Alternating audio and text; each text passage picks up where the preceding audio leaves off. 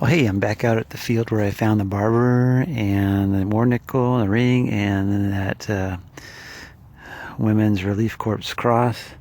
And I'm joined today by, he's over there somewhere, I think it's Ron. And over here is Tom, somewhere out there. And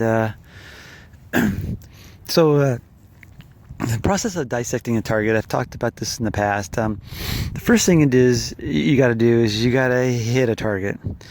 Now, a target can be anything. That's the whole thing about metal detecting. Your target literally is anything that goes under your coil that produces a tone within the undiscriminated area that you have set on your detector.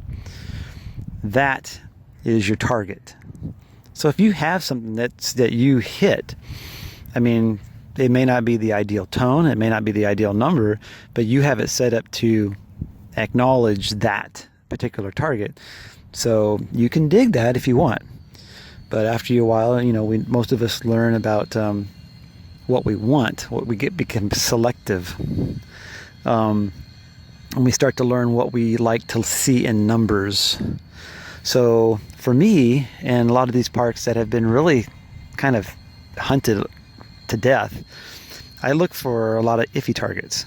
So this particular target, so I had a clad dime here. It was pretty deep dime, about 6-7 inches clad. It was kind of iffy, but I didn't think it was going to be silver because it stayed in the 44 range. It didn't quite have the tone. But I put the plug back in and went over my plug, because you always want to go over your plug again. Then there was another tone, but it was just off to the side. This one, a little bit different. Numbers, still not high enough. Not 40, nothing higher than 44, but 142s, 140s, 141s, and some 40, like 1144s. And with the discrimination off, with discrimination on, you get maybe some 136s. So this could be literally anything. Seriously, it could be anything. And you want to dig it. You just need to learn what numbers you like, what numbers you want to dig. Silver can be anything, especially when it's next to another piece of metal. As long as you know that conductive number that you're looking for, and then what it can be in conjunction with other metals. We've seen so many people who have dug this garbage noise only to find a pocket spill of pennies and nickels and a bunch of silver. And it sounded like garbage to maybe somebody else, but somebody else is just like, I'm going to dig that because that could be anything. Well, that's what you do. If you've got soft grass and it's, dig. I always say that. If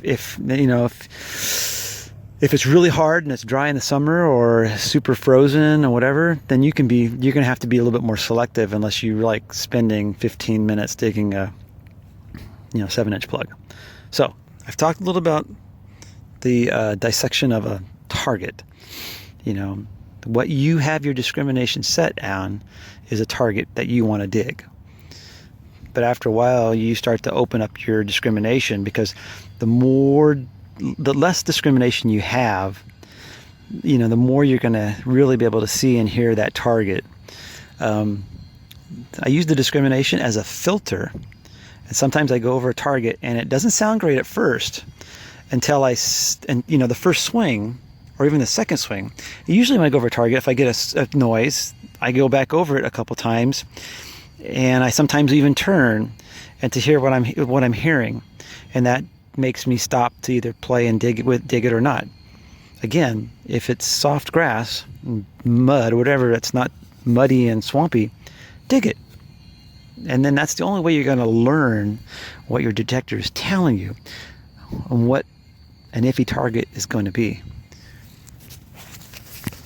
I mean, most of you already know that, but there are people out there who just, they think that their detector is telling them one thing, and they're just not getting it.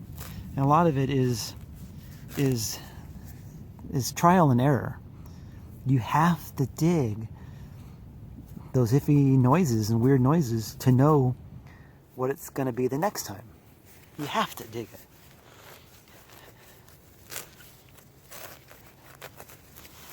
So this one, that's a horrible plug.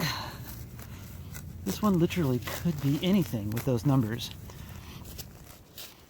I really don't have high hopes in it being silver, but I have no doubt that it can be silver. Because I've seen silver come up all kinds of numbers, just like that barber. I was not expecting that barber to be what it was. Not with those numbers, not with its tone. And I'm sure so many people passed up that barber thinking it was probably just a clad penny or clad dime. So, see the depth I'm at? Well, it's a clad dime on edge.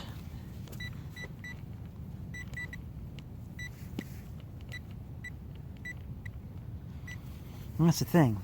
Coins, when a coin's on edge, you're going to get different numbers. So you just need to, learn that. It was off to the side on its edge. All right, this isn't nothing great yet. I'm hoping that it could be something good, but I just wanted to do an example of this particular target. Now, if I were hunting in auto sensitivity, fast on, deep off, and I came across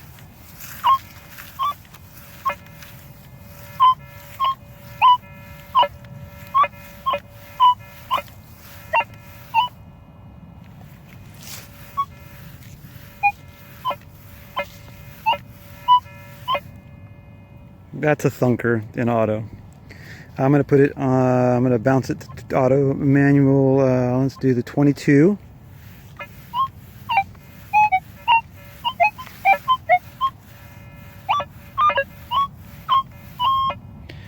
Now I'm going to put it back to auto, because I usually find my targets in manual, and then I kind of play with it in auto. It's 944. I'm going to do wide open, zero discrimination. 944. 443. 342. 141. That bounced to iron, 35, 26, 843, 140. This probably is going to be a wheat penny because of the way it's reacting, the numbers, and the tone.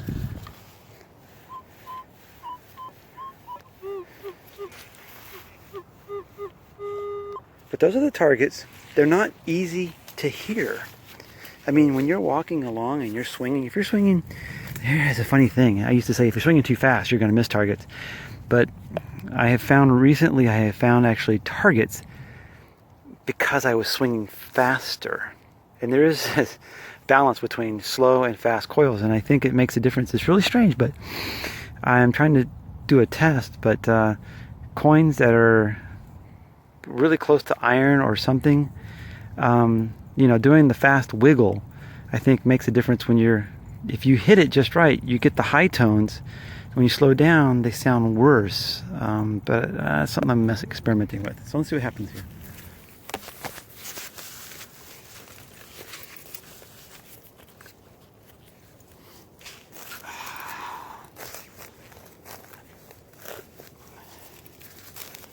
The other day, when I pulled that barber out and that war nickel and stuff, I didn't find one wheat penny that day.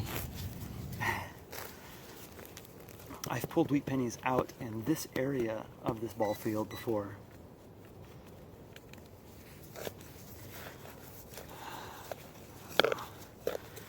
And it should be about 7 inches or deeper. When you get to about 7 inches in this ball field, you get to the gravel, the rocks, which is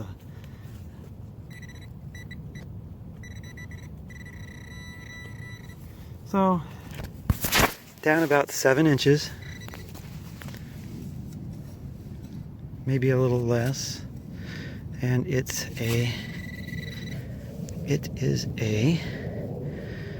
it's just a stinking dime again. Well, it was slightly on edge. It was on the curve. But another example could have easily have been silver or a wheat penny.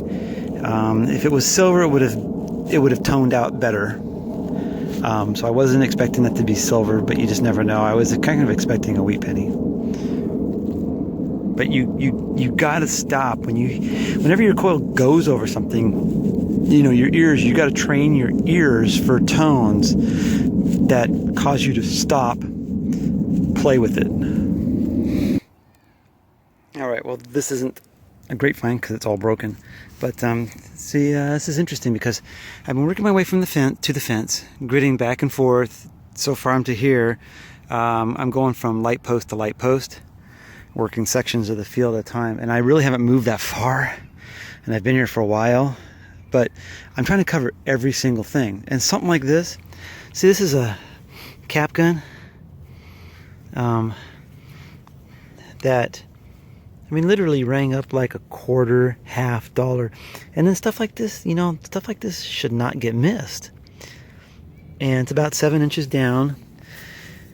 So, oh, the other interesting thing I was going to bring up was just in this particular area here, I just dug like a nickel tone and it was a mason jar lid. So I haven't really found anything old.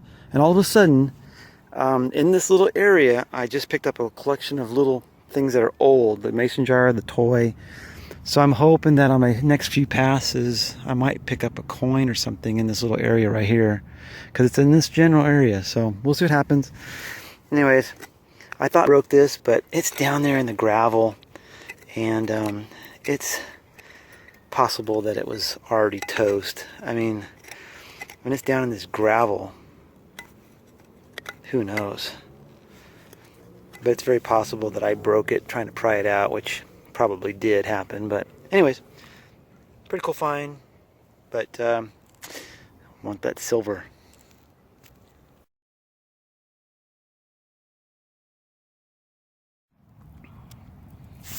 Well, I got really bored over there. I'll have to come back and do those sections again. I kind of really failed. After having such a good day yesterday, I thought I'd have better luck. I didn't find nothing. So I'm meandering, kind of getting ready to take off. I had a 1010, you know, somewhere around there, nickel tone, digging down, and I got myself a ring. And question is it gold or is it just junk? And it looks like it's going to be just potentially junk, maybe. It's really small. So yeah, that was coming up. It's probably just a cheapy foil ring. It definitely doesn't look gold. Bummer. So in a same ball field, in one section, one little pie of a ball field, you know, you can find, like I did yesterday, I found the two silvers in a silver ball in a silver ring, and then next section over, this is what I find. Not a single wheat penny, not a piece of, no silver, but I dug. Got quite a few nickels today, and no wheats, no silvers. It's just a matter of being in the right place, and you know, where people sat, where people crossed the field. And I know that there used to be a trail that goes from that road over there, cuts across that field there diagonally, and I think that's where I've picked up like about 4 or 5 silvers, right on the edge of that little trail or road. But this ball field has been here the longest. But I haven't really found anything out in that field much. One rosy and that cross out there, and a merc way down here on the sideline, but nothing in this field. And that's the way it goes, though, sometimes. Sometimes you get it, sometimes you don't.